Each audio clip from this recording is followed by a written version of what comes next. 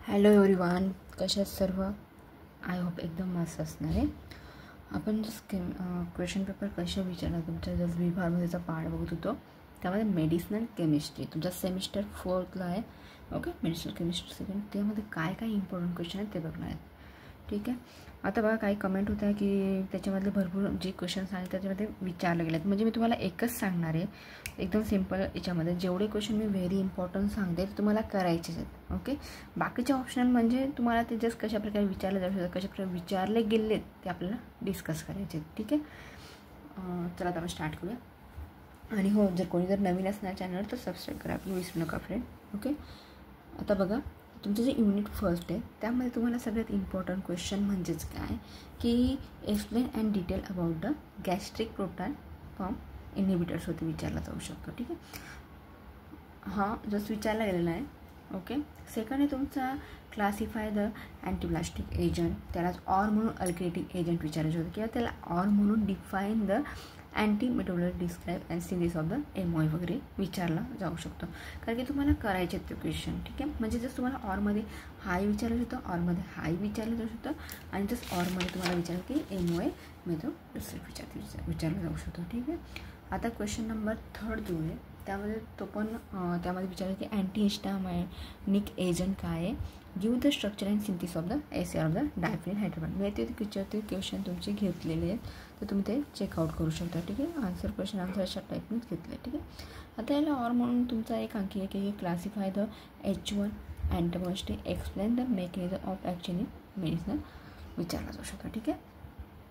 एक आहे तुमचा यालाच ऑर म्हणून आहे, याला ऑर म्हणून हा आहे की हिस्टामिन H1 रिसेप्टर काय आहे and give the ACR of H1 and H2 receptor ब्लॉकर्समध्ये विचारला जाऊ शकतो.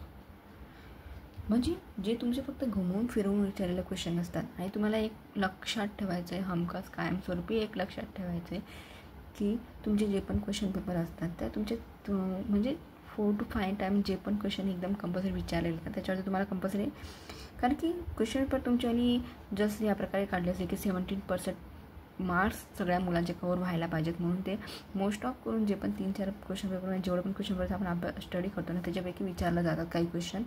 ओके. 80% म्हणजे थोडेसे जे स्टुडंट असतात एकदम थोडे हुशार असतात त्यांच्यासाठी असतात आणि 90% त्यांना फक्त काही प्रमाणात तुम्हाला जे क्वेश्चन थोडेफार जस्ट असेच घुमून फिरून विचारलेले असतात ते क्वेश्चन असतात. आणि 100% जे एकदम स्टुडंट असतात की त्यांना जे 1-2 क्वेश्चन आहेत ते चेंजेस केलेले असतात. ठीक आहे.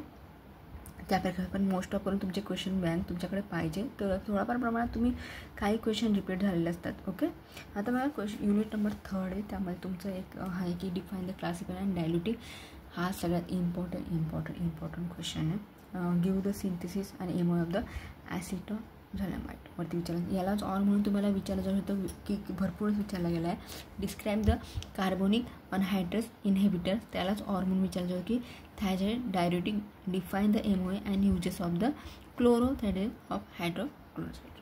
ठीक आहे. याच्यावरती पण क्वेश्चन विचारला. हा खूप इम्पॉर्टंट म्हणून व्हेरी इम्पॉर्टंट दिलेला आहे. जिथं VIP केलेलं आहे तो तुम्हाला क्वेश्चन करायचाच आहे. ठीक आहे. सेकंड आहे तुमचा की डिफाईन कॅल्शियम चॅनल ब्लॉकर्सवरती विचार. याला ऑर म्हणून तुमचा डिफाईन द एमओए काय आहे and synthesis of the nitroglycerin, classify the antigenic एजंटवरती क्वेश्चन विचारला जाऊ शकतो. ठीक आहे. थर्ड वन आहे तुमचा की डिटेल द अँटी हायपरसेन्सिटिव्ह एजंट, त्याला ऑर म्हणून एक्सप्लेन द एमओए मेथड हायड्रोक्लोराइडवरती विचारला जाऊ शकतो.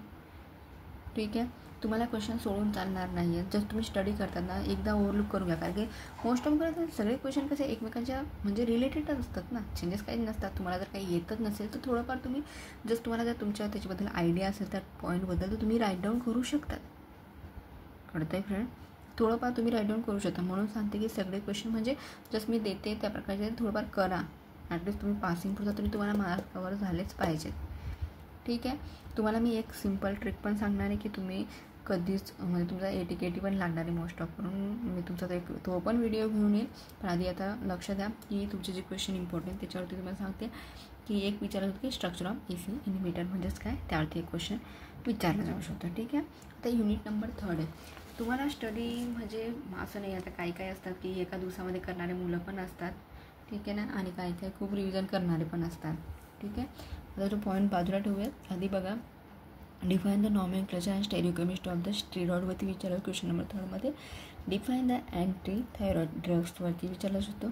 क्वेश्चन बघा कशा प्रकारे विचारलेलं त्याच्यावरती लक्ष द्या तुम्ही. ठीक आहे, या प्रकारे विचारलं की describe the detail about the oral विचारलं जाऊ शकतो. ठीक आहे, draw the structure uses of the data field जे पण आहे तुमचे ते दिले आहेत काय प्रकारचे की फाईल वगैरे याच्यावरती विचारला जाऊ शकतो. Draw the structure and युजेसमध्ये.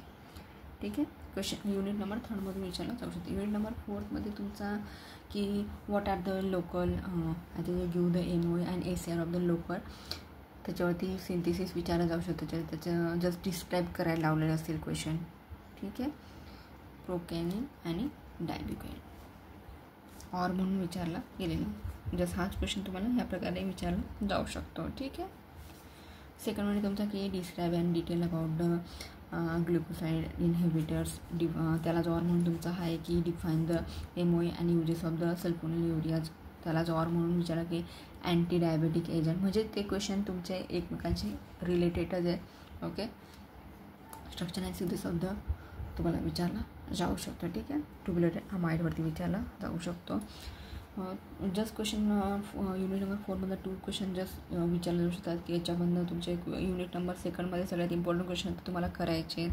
फर्स्टमध्ये सांगितलं तुम्हाला मी. ठीक आहे, आता युनिट नंबर तुमचा आहे 5th नंबरचा युनिट आहे. आता 5th नंबरचा युनिट काय विचारलं जाऊ शकतं की डिफाईन द ओरल अँटिक्युलेट म्हणजेच काय write the example of the coumarin derivative. Define the structure and synthesis of the वेफ्रेनवरती विचारला जाऊ शकतो. ठीक आहे, यामध्ये एक अँटीमायलेटिक ड्रग्स म्हणजे काय आणि give the synthesis of the